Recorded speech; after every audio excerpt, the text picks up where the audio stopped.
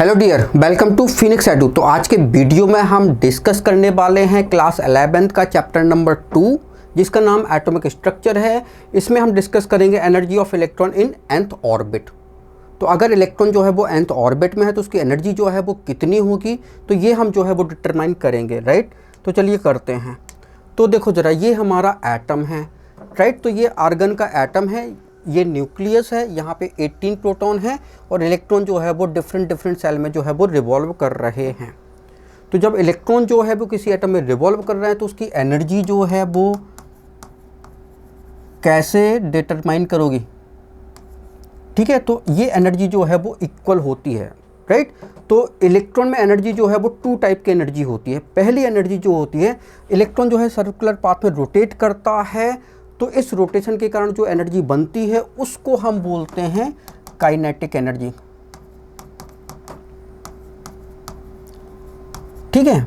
और दूसरी एनर्जी जो होती है, इलेक्ट्रॉन एंड न्यूक्लियस के बीच जो अट्रैक्शन फोर्स लगता है, तो इस अट्रैक्शन फोर्स के कारण जो एनर्जी होती है उसको हम बोलते हैं potential energy,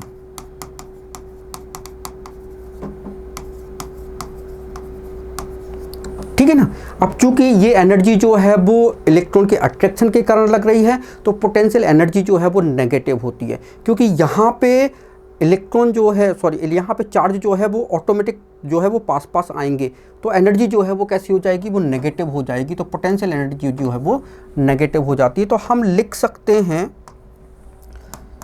total energy of electron that is the kinetic energy and potential energy, ठीक है ना। और पोटेंशियल एनर्जी कैसी होगी, वो नेगेटिव होगी, राइट।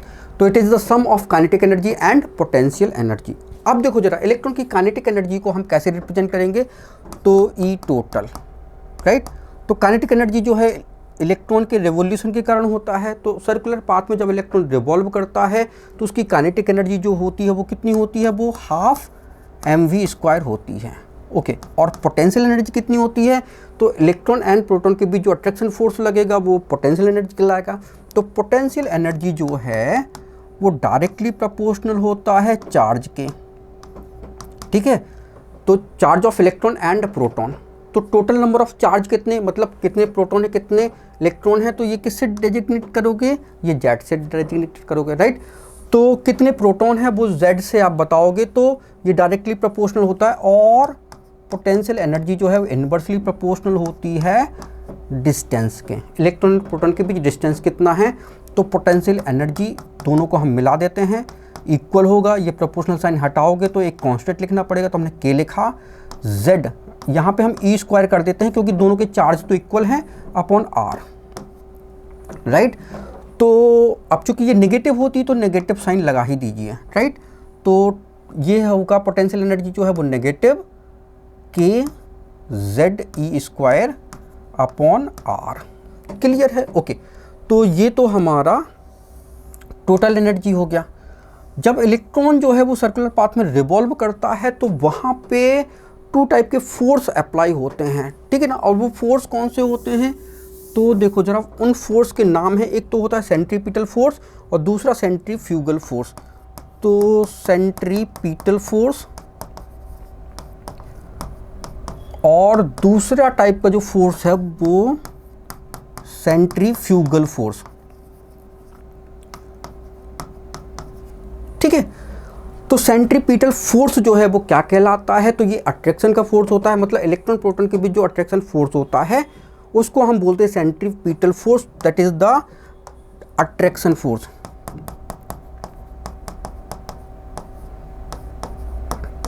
ठीक है।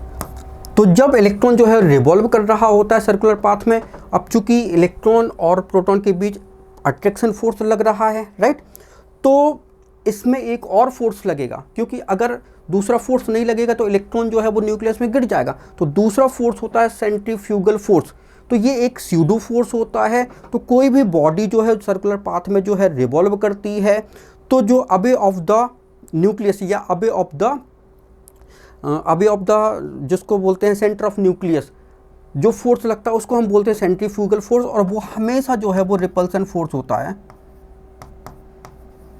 तो ये रिपल्सिव फोर्स है, इसको याद कैसे कर सकते हैं, तो देखो जरा सेंट्रीपिटल फोर्स। तो एक बार एक नेताजी से भाषण के दौरान एक गलती हो गई थी। क्या हो गई थी, एक मूवमेंट चली थी लड़की पढ़ाओ लड़की बचाओ, तो गलती से उनके मुंह से निकल गया था लड़की पटाओ लड़की बचाओ, राइट। तो पटाना मतलब अट्रैक्शन फोर्स, और फ्यूगल को हम रिलेट कर सकते हैं फंगल इन्फेक्शन से। अगर किसी इंसान को फंगल इन्फेक्शन हो गया हो तो क्या आप उसके पास जाओगे, नहीं, आप उससे दूर भागोगे। तो फंगल मतलब सेंट्रीफ्यूगल मतलब that is the repulsion force, okay. तो ये अट्रैक्शन का फोर्स है और ये रिपल्सन का फोर्स है।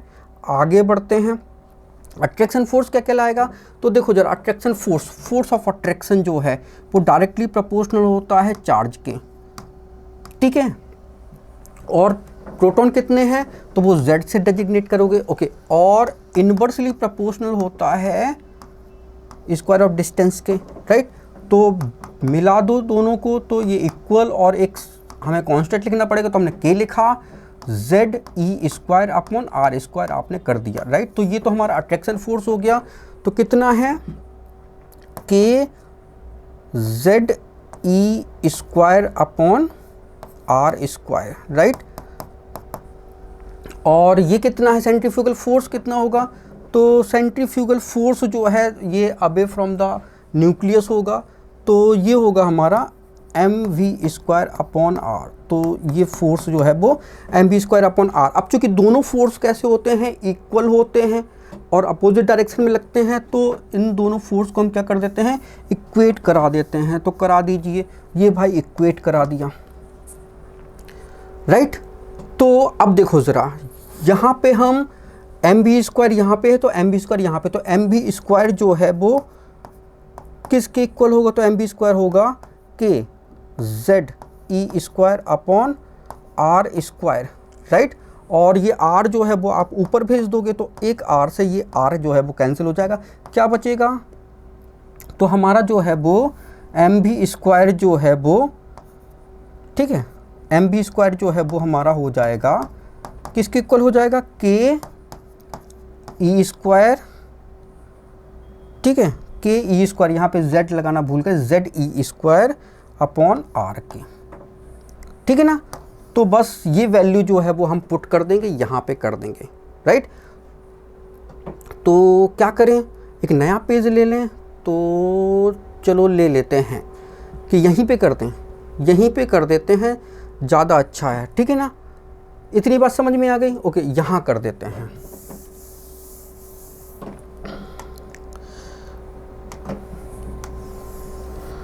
चलो कर देते हैं। तो E total equal to half mv square की जगह हमें क्या लिखना है, k ZE square upon R minus, ठीक है, और ये k ZE square upon R, ठीक है। तो देखो जरा, ये फुल, ये पूरा k ZE square upon R है और ये हाफ है, तो ये माइनस हो जाएगा। तो E टोटल जो है वो कितना बचेगा, negative half k ZE square upon R, ठीक है ना, क्लियर है, ओके। तो इतना जो है भाई, ये पूरा 1 है और ये 0.5 है, तो 0.5 बचेगा, तो 0.5 मतलब 1/2 और इतना, क्लियर है, ओके। तो ये तो हमारा E टोटल जो है वो हो गया। अब आपको यहाँ पे R की वैल्यू जो है वो पुट करनी है। तो radius R n, radius of मतलब इलेक्ट्रॉन और इसके बीच का जो डिस्टेंस होता है, न्यूक्लियस के बीच डिस्टेंस को रेडियस बोलते हैं। तो आर एन जो है वो कितना होगा, तो ये इक्वल होता है that is the n square upon h square 4 pi square m Z k e square, इतना होता है, राइट। तो that is the radius of nucleus.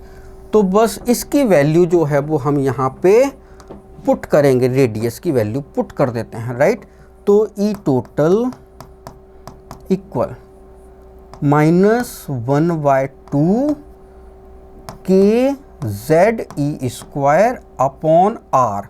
तो आर की जगह हमें ये लिखना है, तो यहाँ पे हम एन स्क्वायर एच स्क्वायर, ठीक है, और इनटू ये पूरा जो है वो हम इधर लिख दें।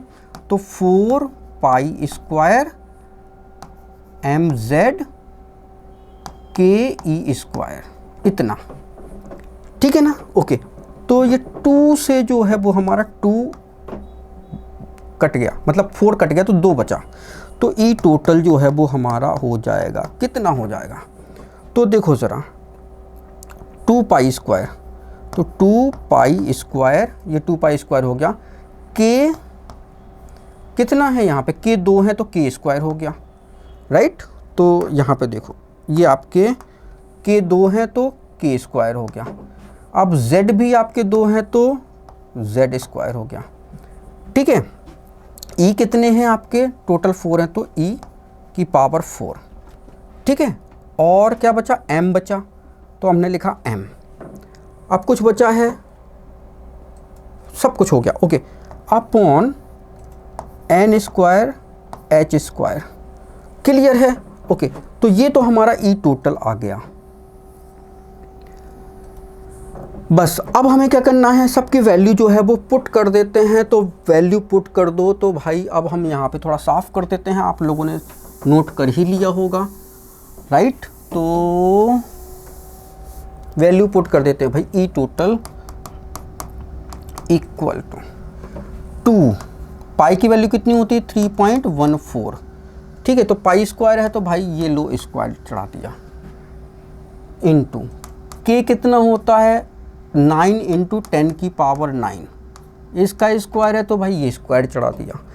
z जो है वो हमारा कांस्टेंट है, हर एटम के लिए z की वैल्यू अलग होगी, तो भाई इसको अलग निकाल लो z स्क्वायर, और n स्क्वायर इसको भी अलग ले लो, क्योंकि हर सेल में एनर्जी जो है वो अलग अलग होगी। तो k और z हमारे वेरिएबल हैं, राइट, तो उनको हमने अलग निकाल लिया।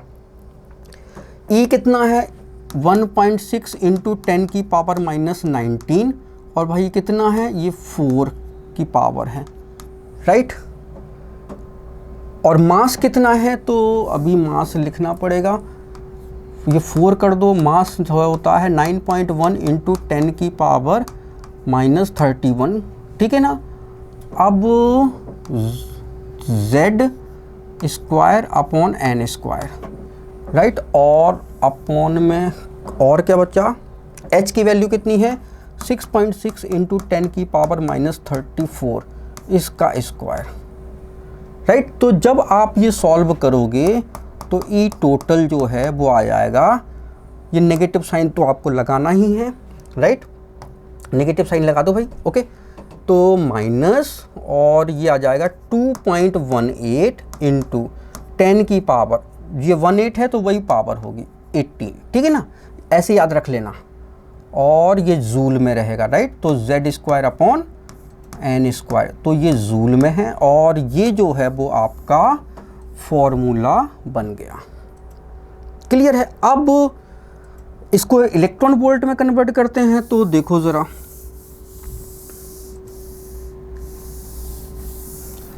1 EV 1 इलेक्ट्रॉन वोल्ट मतलब होता है हमारा 1.6 इंटू 10 की पावर -19 जूल, राइट। तो बस इसको हम डिवाइड कर देते हैं, तो ई टोटल ये -2.18 इंटू 10 की पावर जो है वो 18, ठीक है, ये आपका -18 होगा, और डिवाइडेड बाय 1.6 इंटू 10 की पावर -19, ठीक है, और ये z square upon n square, ठीक है। तो ई टोटल जो है वो आपका आ जाएगा माइनस, ठीक है, थोड़ा सा डिवाइड कर ही लेते हैं, राइट। तो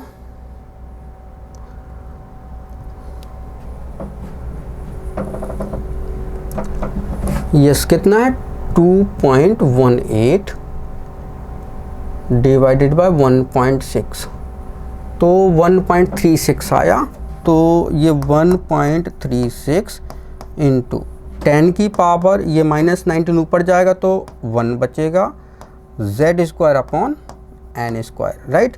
तो इसको हम लिख सकते हैं, इसको जो है वो हम लिख सकते हैं E energy of nth orbit ठीक है ना।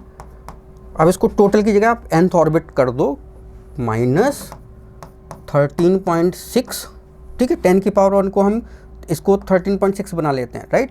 और z² अपॉन n², और ये होगा इलेक्ट्रॉन वोल्ट, ये पर एटम आएगा, ठीक है। तो इलेक्ट्रॉन, ये भी जूल पर एटम होगा, ठीक है ना।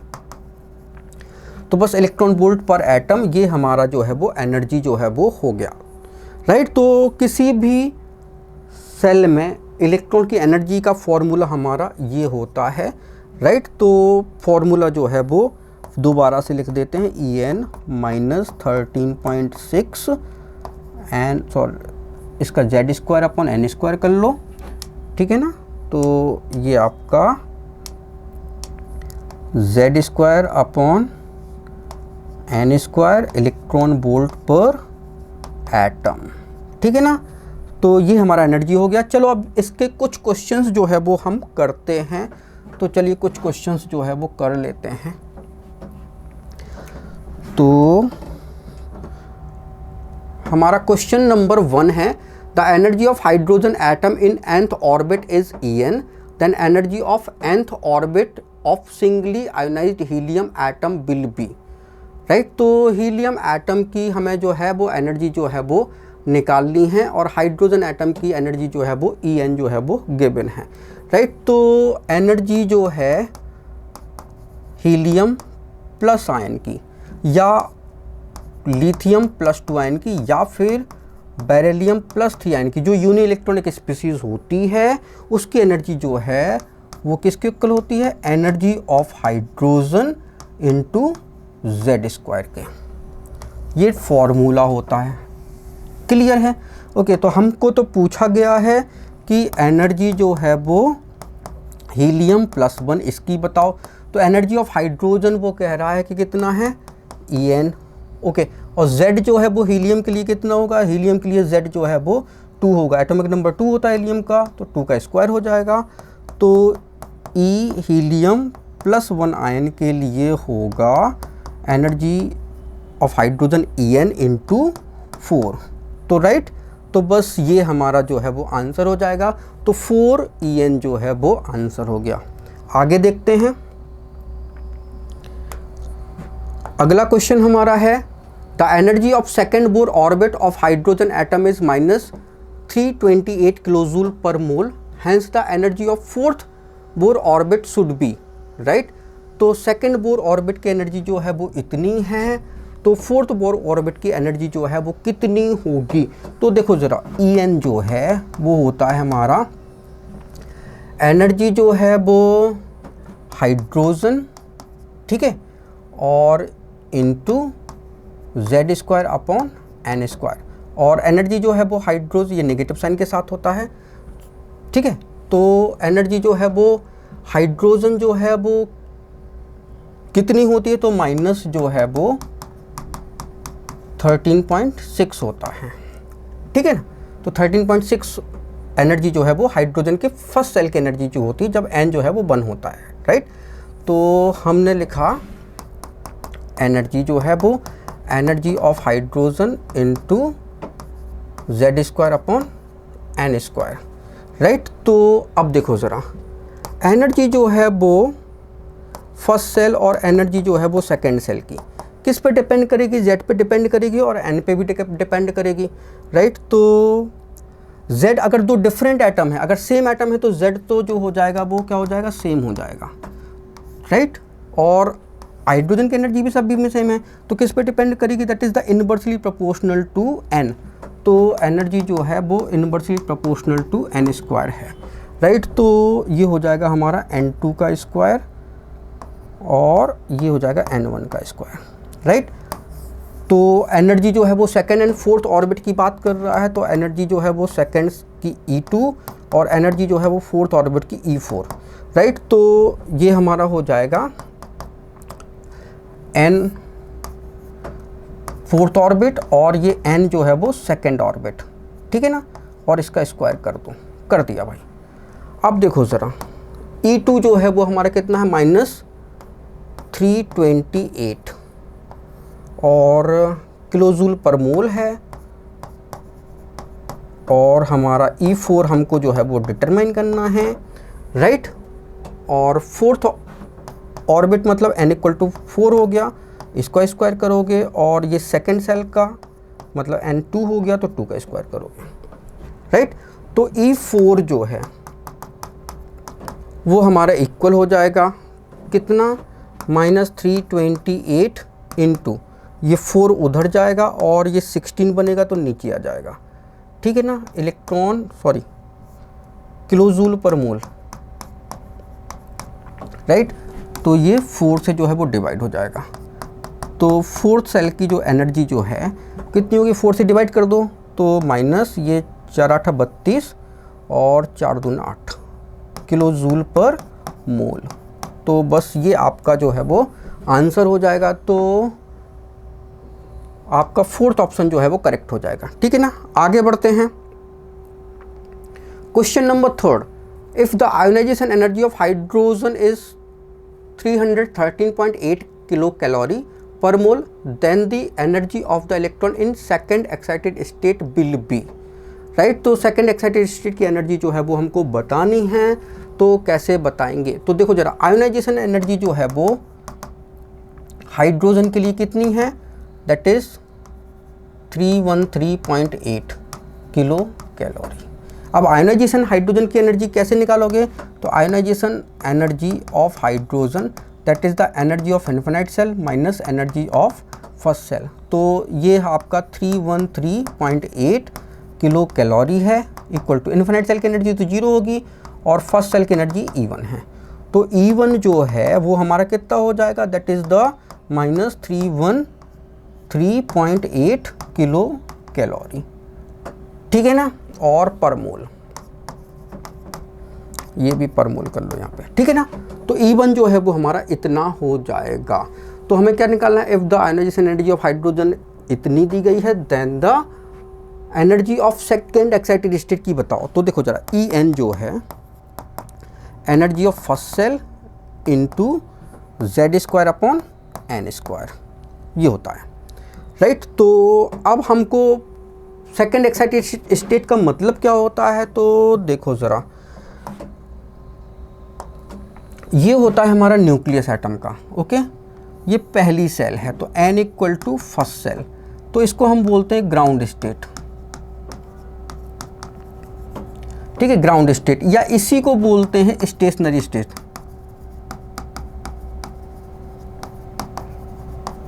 अब ये हमारी सेकेंड सेल है तो n = सेकेंड है, तो इसको हम बोलते हैं that is the first excited state.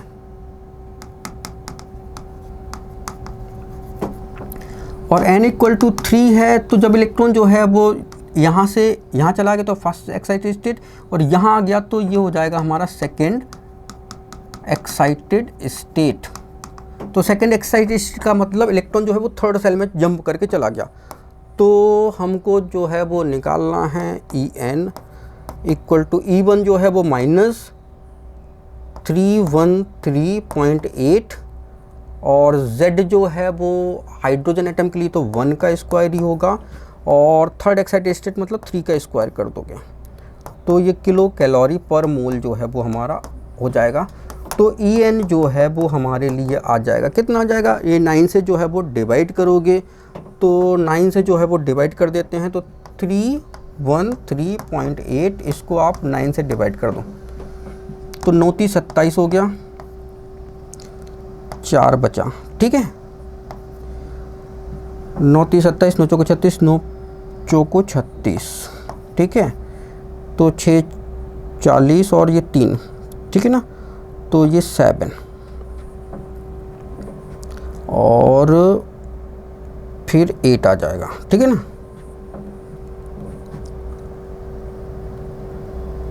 तो 8 टाइम जाएगा, ये 72 हो जाएगा, तो ये बचेगा 6,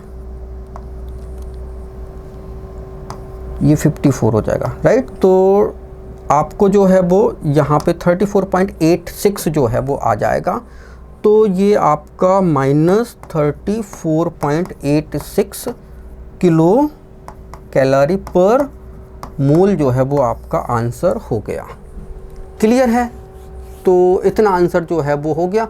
अब अप्रॉक्स आंसर अगर इसको हम देखें तो ये -35 किलो कैलोरी के जो है वो लगभग इक्वल है, राइट। तो आप इसको ऐसा टिक कर लो, तो आपका ऑप्शन जो है 4 करेक्ट हो जाएगा, राइट। तो ये जो है वो हमारा डेरिवेशन था कि n ऑर्बिट में जो है वो किसी भी इलेक्ट्रॉन की एनर्जी जो है वो कैसे डिटरमाइन करते हैं। तो एग्जाम्पल के साथ जो है वो हमने आपको एक्सप्लेन किया। Thank you so much for watching this video. अगर वीडियो अच्छा लगा तो प्लीज़ इस वीडियो को जो है वो लाइक करें, शेयर करें। अगर आपने चैनल को सब्सक्राइब नहीं किया है तो प्लीज़ चैनल को सब्सक्राइब कर लें। Thank you once again for watching this video.